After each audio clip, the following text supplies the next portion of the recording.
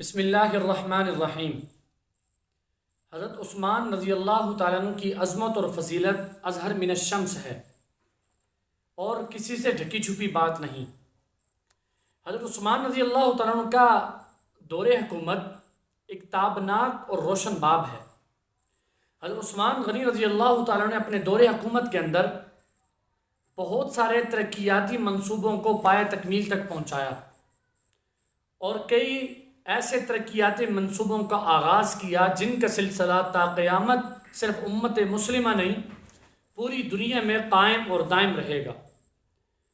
ان ترقیاتی کاموں میں سے سب سے بڑا کارنامہ حضرت عثمان رضی اللہ تعالیٰ عنہ کے دور حکومت میں جو ہوا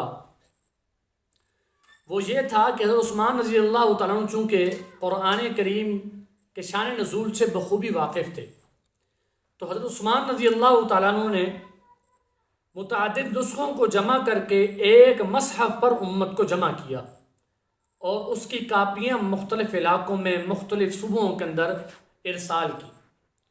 دوسرا کارنامہ حضرت عثمان رضی اللہ تعالیٰ عنہ کے دور حکومت کا سب سے بڑا یہ ہے کہ حضرت عثمان رضی اللہ تعالیٰ عنہ نے مسجد نبوی کی تعمیر میں توسیع کی۔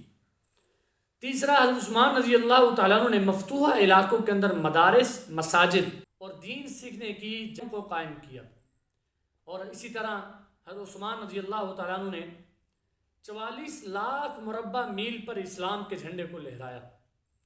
حضرت عثمان رضی اللہ تعالیٰ عنہ کی دور حکومت کا عرصہ 10 دن کم 12 سال کا عرصہ ہے۔